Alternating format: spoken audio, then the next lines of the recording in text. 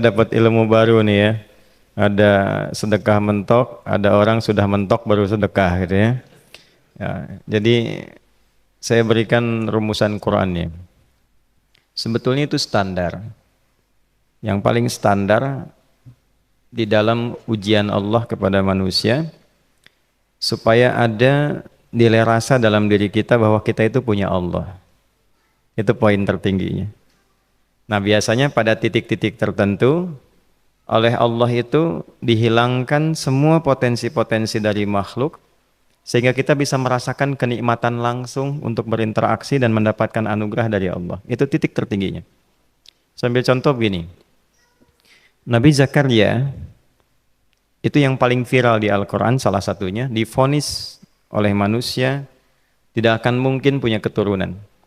Secara klinis mustahil karena istrinya divonis monofus dan mandul. Secara medis semua sudah angkat tangan. Tapi apa yang dilakukan? Nanti ini akan melahirkan rumus di Quran surah kelima Al-Maidah ayat 35. Nanti jadi rumus standar dari apa yang dialami oleh beliau ini. Di titik itu beliau menangkap isyarat bahwa ketika manusia sudah mengatakan tidak mungkin, itu tanda awal dari Allah supaya kita langsung memohon kepadanya karena Allah ingin memberi tanpa perantara siapapun. Maka dilakukanlah kemudian solat. Solat itu dalam bahasa Arab, terjemahan kitanya artinya sesuatu yang tersambung, terkoneksi. Karena itu saat kita sedang solat, kita sedang menyambungkan diri kepada Allah. Anta'budallaha ka'annaka tarah. Kata Mas Ihsan tadi. Kita menyembah Allah dan kita merasa diawasi, dinilai oleh Allah. Maka dalam sholat itu beliau meminta. Ya, permintaannya viral. Qala rabbi habli min ladunka dzurriyyatan thayyibah innaka sami'ud du'a. Bahasa bebasnya begini, ya Allah, semua memvonis aku tidak akan mungkin punya keturunan. Sekarang aku memohon kepadamu saja yang tidak punya batas dalam pemberian. Nah, sebelum ke sedekah dengan harta, Allah mengajarkan dulu sedekahlah dengan tubuh kita. Karena tidak semua orang boleh jadi memiliki harta, tapi semua orang punya potensi untuk menggerakkan tenaganya untuk meminta. Oleh karena itu diletakkan sebelum harta itu sholat. Kenapa rukun Islam yang kedua sholat, selanjutnya zakat? Karena tidak semua orang bisa mengeluarkan harta. Kalau tidak ada satu pun mentok di harta, maka gunakan tubuh kita untuk menunaikan sholat. Itu rumus Nabi Zakaria. Maka beliau tunaikan di mihrabnya Maryam, minta ke Allah. Rumus kedua, sebut nama Allah, Asmaul Husna, sesuai kebutuhan kita. Jadi nggak harus 99. Misal, ini mau menuntut ilmu, sekolah, sebut ya Allah ya Alim, pemilik ilmu. Ada persoalan rizki yang ingin kita dapatkan, ya Allah ya Razzaq. Ada proyek, ada kegiatan yang kira-kira tantangannya tidak mudah, ya Allah ya Al-Fattah. Ini beliau minta karena divonis tidak mungkin, maka meminta kepada Allah dengan nama pemberian tanpa batas, namanya Wahhab. Disingkatnya Hab. Rabbi habli, ya Allah yang tak punya batas dalam pemberian, mereka memvonis aku punya batasan, maka mohon anugerahkan darimu saja.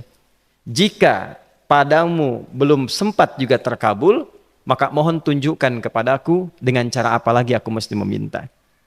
Maka dalam situasi mentok itulah kemudian turun langsung jawaban. Fanadathul malaikatu wa huwa qa'imun yusalli fil mihrab annallaha yubashshiruka bi Yahya. Tolong garis bawah ini. Orang-orang yang langsung memiliki kesadaran saat di titik paling krusial, terendah, dan kita merasa tidak punya apa-apa, lalu ada kesadaran kita punya Allah dan meminta, itu seketika nggak ada sekat. Langsung dijawab. Seketika. Nah, karena itu biasanya di momen tertentu setiap kita itu pasti mengalami peristiwa itu, apapun bentuknya. Nah itu kalau sudah sampai ke situ itu kode. Jadi di Islam tuh nggak ada pesimis, ya tidak ada pesimis, dan jangan pernah melarutkan diri pada sebuah vonis sudah ini nggak mungkin, nggak akan dikabulkan. Nah itu jebakan setan. Karena declare pertama iblis ketika melakukan kesalahan itu kalimatnya jelas. Ana khairum minhu khalaqtani min narin wa khalaqtahu ya min tin. Saya lebih hebat, lebih bagus. Allah nggak mungkin ada ampunan lagi.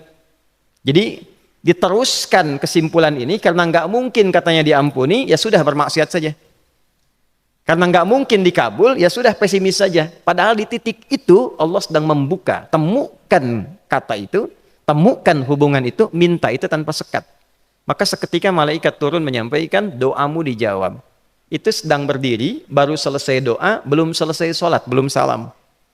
Turun malaikat mengatakan, Allah kasih kabar, kamu akan punya anak, langsung namanya dari Allah Yahya. Jadi Yahya itu pemberian Allah. Ya, pemberian Allah. Yahya artinya hidup. Yang mustahil menurut manusia, lahir seorang bayi dari rahim perempuan yang divonis menopause dan mandul, kata Allah, jadi dan hidup. Nah, rumus itu nanti terus dialami oleh para nabi, puncaknya di era Nabi Muhammad SAW, nanti melahirkan panduan di Quran surah 5 ayat 35. Ya ayyuhalladzina amanu ittaqullaha wabtaghu ilaihil wasilah. Perhatikan kalimatnya dengan detail ya. Hei semua orang yang masih merasa punya iman. Tuh iman kita disentuh. Jadi kalau mengalami persoalan di titik nadir, terendah, itu yang disoal oleh Allah imannya dulu. Kamu masih punya iman nggak? Orang beriman nggak mungkin pesimis. Orang beriman nggak akan putus asa. Orang beriman nggak akan bunuh diri. Imannya ditanya dulu. Katanya kau beriman, iman kamu di mana? Kalau masih punya iman, kata Allah, ini ujian dari saya supaya kamu nyebut saya. Katanya ingin mendekat, kata Allah kan? Ittaqullah. Nah ini rumusnya. Wabtaghu ilaihil wasilah. Kalau engkau pengen cepat dapat solusi, maka aku berikan perangkat untuk cepat mengabulkan doamu itu. Perangkat itulah disebut dengan takwa. Nah, takwa itu ada urutan 240 kali disebutkan dalam Al-Quran, dibagi pada 3 segmen. Segmen ibadah ritual, segmen ibadah sosial, satu lagi segmen rumah tangga. Ya, karena itu tinggal cari aja di ibadah ritual, misalnya sholat. Bangun tahajud malam, minta sama Allah, dekatkan diri kita. Salah satu kasusnya Nabi Zakaria. Ya, itu poin yang pertama. Yang kedua nanti ada maliyah sosial, itu yang tadi dipraktikkan, sedekah dengan harta. Ya, tidak harus banyak, yang penting Allah minta apa, ikhtiarkan, nggak akan dilihat berapapun nilainya. Yang dilihat itu ada nggak kemampuan mengimplementasikan imannya, itu poinnya. Titik itu, ya. Yang ketiga nanti di keluarga. Urutan pertama orang tua. Kata Ibnu Abbas radhiyallahu taala anhuma, tidak ada satupun aku melihat amalan tertinggi yang menarik perhatian Allah untuk memberikan ampunan pada orang taubat atau mengabulkan doa dengan cepat kecuali berbakti pada orang tua. Dan kisahnya viral sekali di Al-Bukhari, 3 orang terjebak dalam gua, kemudian tertutup batu besar karena berteduh hujan, tapi tertutup batu besar. Lalu ketiganya mendorong, tidak pernah bisa mengeluarkan tenaga yang mampu mengeluarkan mereka dari batu itu. Gak bisa gerak. Satu di antara 3 orang ini mengusulkan, sudah, ini tanda dari Allah. Jangan gunakan kekuatan kita lagi, kita diminta menggunakan kekuatan yang Allah berikan. Coba kita cari amalan rumus takwa tadi. Satu di antara 3 itu mengatakan, ya Allah, saya punya seorang ibu. Setiap kali saya berangkat kerja, saya akan selalu siapkan hidangan untuk ibu, khusus untuk susu sebelum tidur, itu saya yang minumkan langsung kepada beliau. Itu berlanjut selama hidup saya seperti yang kau ketahui. Satu kali, saya pulang dari kantor, dari pekerjaan, ibu saya sudah tertidur. Sementara susu belum diminum. Dan kami putuskan tidak ada yang berani menyentuh susu dan minuman makanan kecuali ibu terlebih dahulu. Maka saya putuskan memegang nampan susu di samping ibu yang tertidur dan menunggu beliau bangun. Tiba beliau bangun tengah malam, saya berikan susunya tanpa saya katakan saya telah menunggu cukup lama untuk memberikan susu itu. Ibunya nggak dibangunkan, dibiarkan istirahat dengan nyaman, begitu bangun diberikan susu tanpa komen sedikit pun. Nggak bilang, mas betulnya udah lama tadi nungguin deh. Langsung diberikan. Seketika ibu senang istirahat dan lalu mengatakan pria ini, ya Allah, jika engkau ridha dengan amalku ini, maka mohon bebaskan kami dari kungkungan batu ini. Lalu ketiganya berikhtiar mendorong, yang tadinya tidak punya kekuatan, seketika batu itu menggelinding dan membebaskan 3 orang itu. Nah itu persegi dalil yang sebetulnya jadi pedoman hidup. Dalil itu kan pedoman bahasa Arabnya. Pedoman berkehidupan. Kita di Islam itu lengkap. Jadi kalau kita mengalami kasus itu dimanapun, ya, baik di kedudukan, di usaha, di pengetahuan, sudah mau ngapalin mentok, gitu ya, itu ujian.